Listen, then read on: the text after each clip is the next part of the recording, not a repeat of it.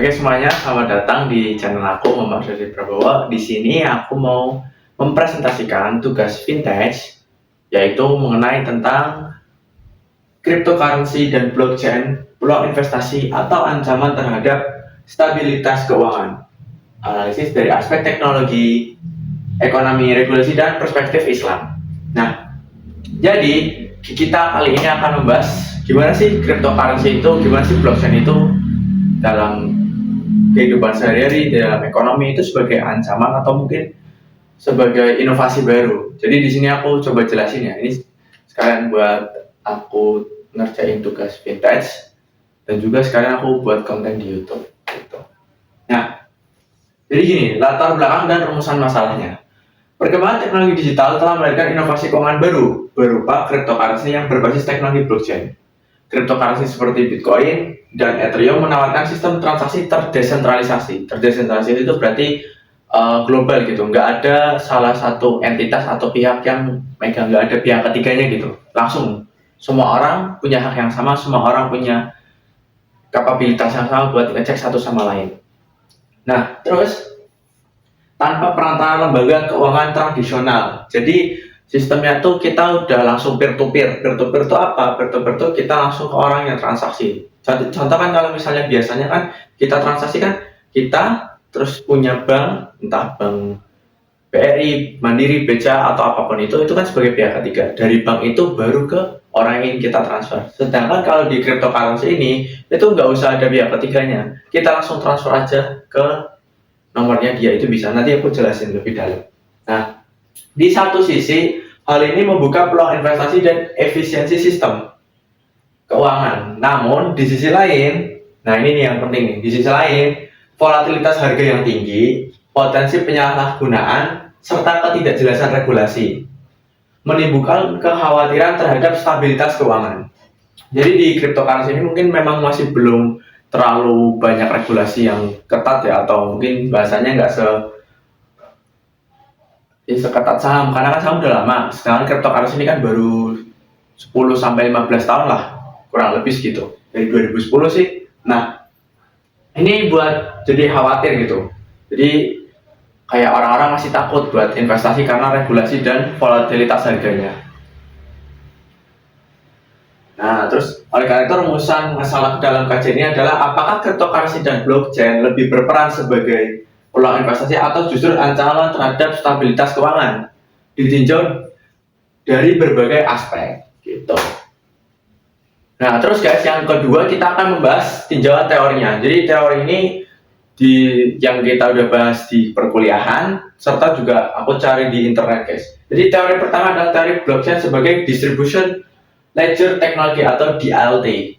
Nah, DLT ini yang menjelaskan bahwa blockchain merupakan buku besar digital terdistribusi yang bersifat transparan, aman, dan sulit dimanipulasi. Jadi orang tuh nggak bisa manipulasi blockchain guys. Sekali udah dicatat di blockchain, itu nggak bisa diganti, nggak bisa dihapus.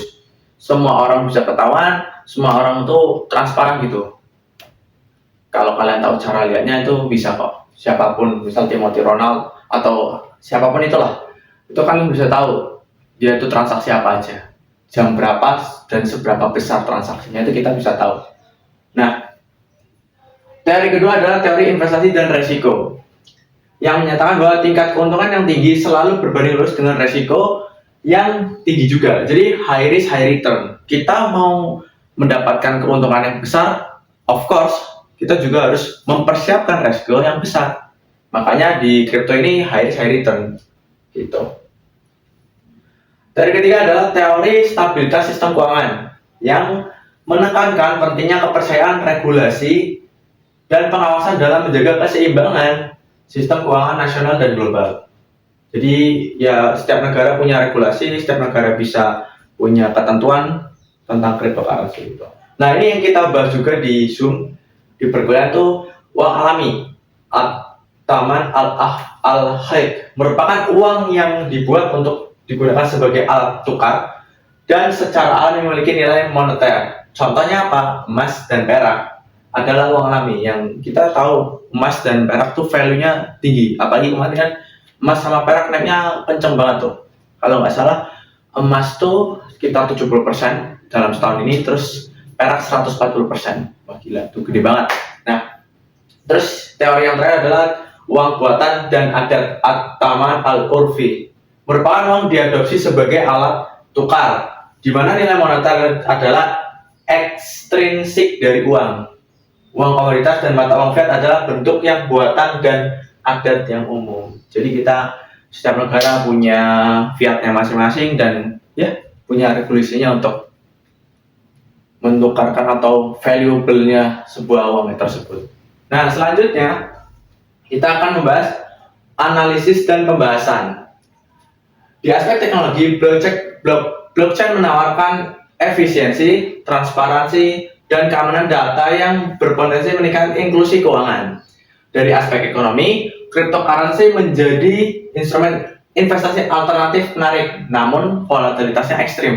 Tadi kita udah bahas kan kalau kripto itu volatile banget. Jadi kita dibahas lagi di sini, kalau kalian mau masuk di kripto tuh nggak kayak di saham, nggak kayak di obligasi, nggak kayak di reksadana, karena di sini tuh harganya masih volatile. Volatile tuh harganya naiknya turunnya cepet banget, gitu.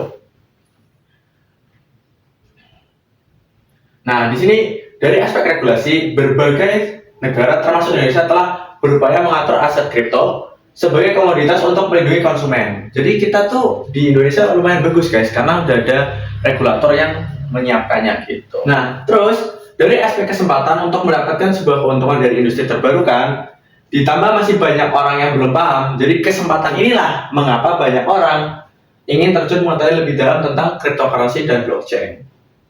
Ya, termasuk saya juga lumayan punya interest ke crypto gitu.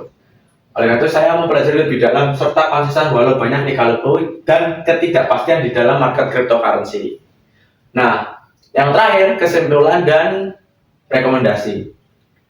Cryptocurrency dan blockchain memiliki potensi besar sebagai inovasi teknologi dan peluang investasi. Namun, juga membawa risiko terhadap stabilitas keuangan jika tidak diatur dengan baik. Rekomendasinya adalah perlunya literasi keuangan digital, regulasi yang jelas, serta pendekatan syariah yang hati-hati. Agar pemanfaatan teknologi ini dapat memberikan manfaat maksimal bagi masyarakat. Nah, berdasarkan pengalaman saya pribadi, rekomendasi terbaik ketika sudah terjun ke dalam market kripto atau industri cryptocurrency dan blockchain, lebih baik reiterasi ilmu. Reiterasi itu berarti kita belajar terus lebih baik daripada sebelumnya, serta informasi mengenai update terbaru di industri tersebut. Jangan sampai hanya ikut-ikutan atau kita biasa sebut FOMO, fear of missing out, tanpa mengetahui fundamentalnya. Nah, saran saya terakhir adalah jangan sampai kalian hanya menjadi penonton dari pergerakan besar umat manusia di bidang teknologi keuangan, yaitu kripto dan blockchain. Jadi di sini kan kripto sama blockchain itu teknologi masa depan, teknologi yang dipadukan dengan keuangan. Itu the best industry ever. Nah, beli Bitcoin sebelum 2030 dan hodl itu hold on to your life. Pegang aja terus untuk masa depan kalian serta anak keturunan. Dengan cuma 0,01 Bitcoin aja, kalian tuh udah better lah, lebih baik di masa depan. Jangan sampai nyesel seperti kakak nenek kita yang dulu bisa buat beli emas, bisa buat beli properti di harga yang murah, tapi mereka nggak melakukannya. Gitu.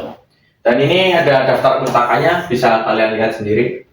Bisa dicari-cari ya, ini 5 tahun ke belakang. Nanti link YouTube-nya aku masukin ke sini juga. Mungkin cukup sekian presentasi dan videoku kali ini. Semoga bermanfaat buat kalian. Sampai jumpa di video selanjutnya. Dadah.